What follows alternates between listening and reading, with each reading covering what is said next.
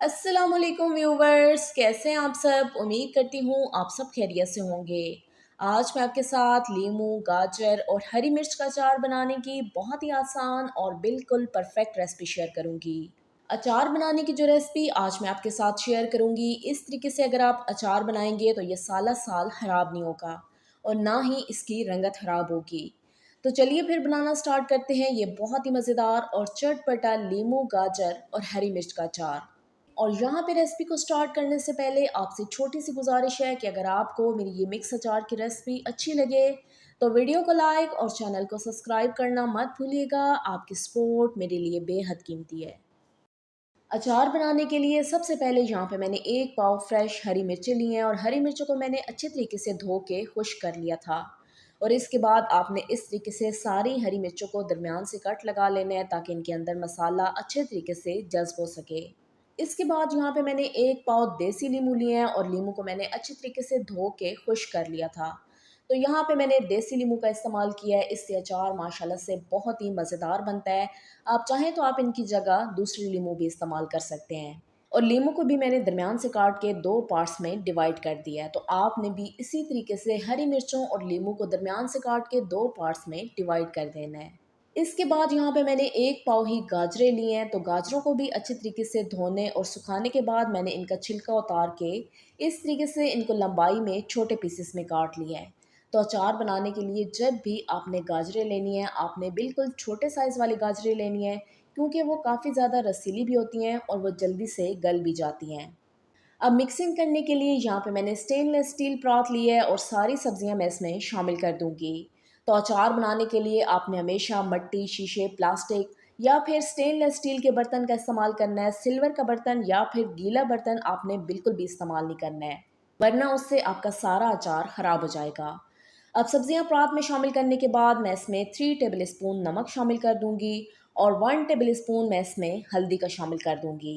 तो एक एक पाव मेरे पास 3 सब्जियां थी, तो मैंने इसमें 3 टेबल स्पून नमक शामिल किया है और ये बिल्कुल परफेक्ट मेजरमेंट है। तो इस स्टेज पे अगर आप इसमें हल्दी शामिल करेंगे तो इससे अचार की शेल्फ लाइफ बढ़ जाएगी, अचार लंबे अरसे तक महफूज रहेगा और अचार की रंगत भी माशाल्लाह से बहुत ही अच्छी हो जाएगी। बस अब आपने सारी चीज़ों को अच्छे तरीके से मिक्स करना है और मिक्स करने के लिए भी आपने बिल्कुल खुश्क चम्मच का इस्तेमाल करना है। आपने इसमें गीले चम्मच का इस्तेमाल बिल्कुल नहीं करना है, वरना उससे आपका अचार ख़राब हो जाएगा। सारी सब्जियों को आप अच्छे तरीके से ऊपर नीचे पलट के नमक और हल्दी के साथ अच्छे तरीके से मिक्स कर दें। तो देखिए व्यूवर्स, यहाँ पे मैंने सारी चीज़ों को अच्छे तरीके से मिक्स कर लिया है। तो मिक्स करने के बाद अब मैं इसको एक बड़े बोल में शामिल कर देती हूँ। अब अचार को बोल में शामिल करने के बाद आपने इसे कवर करना है और कवर करके आपने इसे 8 से 10 घंटे के लिए लाजमी रेस्ट पे रखना है। और बेहतर तो ये है कि आप इसको धूप में रखें, तो इससे सब्जियों के अंदर जितना भी पानी होगा वो इसमें से अच्छी तरीके से निकल जाएगा और सब्जियां भी यहाँ पे काफ़ी हद तक गल जाएंगी।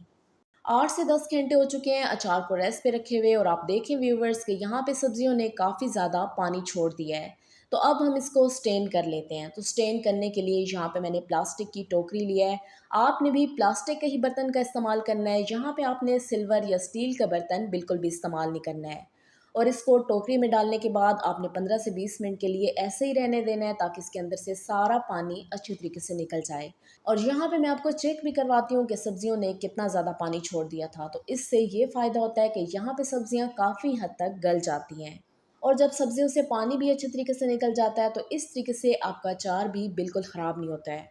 अचार को अच्छे तरीके से स्टेन करने के बाद अब मैं आपको सारे मसालों की डिटेल बता देती हूँ। तो मसालों में यहाँ पे सबसे पहले मैंने 1.5 टेबल स्पून साबुत धनिया लिया है, 1.5 टेबल स्पून सौंफ, 1.5 टेबल स्पून मेथरे, 1.5 टेबल स्पून साबुत ज़ीरा, 1 टेबल स्पून यहाँ पे मैंने मेथी दाना लिया है और हाफ टेबल स्पून यहाँ पे मैंने कलवंजी लिया है।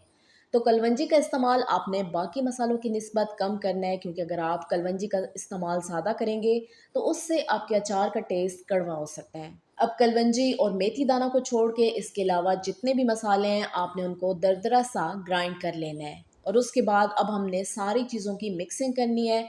तो मिक्सिंग करने के लिए दोबारा से यहाँ पे मैंने परात लिया है और परात में मैं सबसे पहले थोड़ा सा सरसों का ऑयल शामिल कर दूँगी।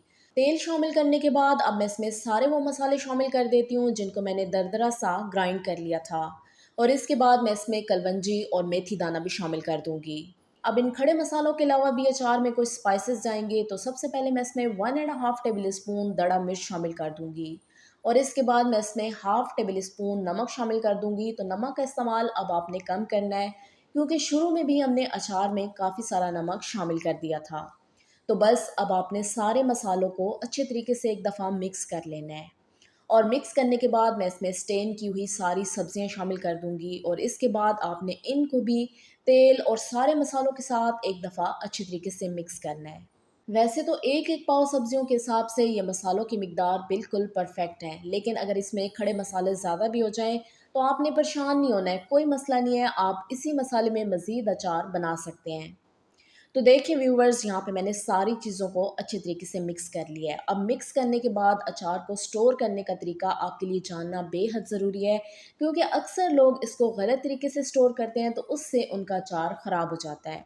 अब अचार को स्टोर करने के लिए दोबारा से आपने शीशे, मट्टी या फिर प्लास्टिक के ही बर्तन का इस्तेमाल करना है और बर्तन को आपने अचार बनाने से पहले एक दफ़ा अच्छे तरीके से धो लेना है और धोने के बाद आपने इसको अच्छे से खुश्क भी कर लेना है और उसके बाद आप इसे 1 घंटे के लिए धूप में रख दें ताकि ये मुकम्मल तौर पे अच्छे तरीके से ड्राई हो जाए।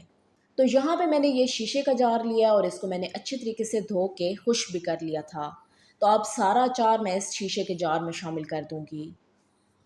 तो अब अचार को जार में शामिल करने के बाद मैं दोबारा से इसमें सरसों का तेल शामिल कर दूंगी। तो यहाँ पे आपने सरसों के तेल को हल्का सा गर्म कर लेना है, इतना ही जितना कि आपका हाथ इसको बर्दाश्त कर सके। बहुत ज़्यादा आपने इसे खुलाना नहीं है, बस आपने इसको हल्का सा गर्म करना है।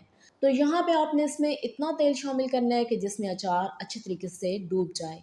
तो देखिए व्यूवर्स, यहाँ पे ये अचार मुकम्मल तौर पे तैयार हो चुका है। तो अब आपने इसको अच्छे तरीके से लिड से कवर कर देना है और कवर करके आपने एक दफ़ा इसको अच्छे से हिला लेना है ताकि सारे अचार के अंदर तेल भी अच्छे तरीके से मिक्स हो जाए।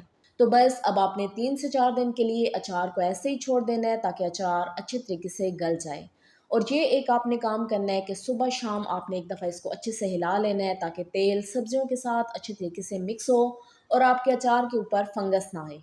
और 3 से 4 दिन के बाद मैं आपको चेक भी करवाऊंगी कि अचार की क्या सिचुएशन है। 3 दिन के लिए मैंने अचार को गलने के लिए छोड़ दिया था। तो देखिए व्यूवर्स, यहाँ पे ये अचार अब इस्तेमाल के लिए मुकम्मल तौर पे तैयार हो चुका है।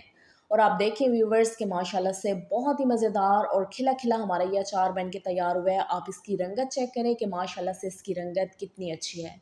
तो इस तरीके से अगर आप अचार बनाएंगे तो आपके अचार की रंगत भी माशाल्लाह से बहुत ही खिली खिली होगी और आपका अचार लंबे अरसे तक महफूज रहेगा, ये बिल्कुल भी ख़राब नहीं होगा। तो अब आप इसको गर्मा गर्म पराठों के साथ या फिर चावलों के साथ या किसी भी सालन के साथ खाएं तो इंशाल्लाह ये आपको बहुत ही मज़ेदार लगेगा। तो आपने भी इस रेसिपी को फॉलो करते हुए घर पे ये लीमू, गाजर और हरी मिर्च का अचार लाजमी बनाना है और फीडबैक में मुझे लाजमी बताना है कि आपको मेरी ये अचार की रेसिपी कैसी लगी। अगर आपको मेरी ये मिक्स अचार की रेसिपी अच्छी लगी हो तो वीडियो को लाइक और चैनल को सब्सक्राइब करना मत भूलिएगा। आपकी सपोर्ट मेरे लिए बेहद कीमती है। दुआओं में याद रखिएगा। मिलते हैं एक नई रेसिपी के साथ, तब तक के लिए शुक्रिया। अल्लाह हाफिज़।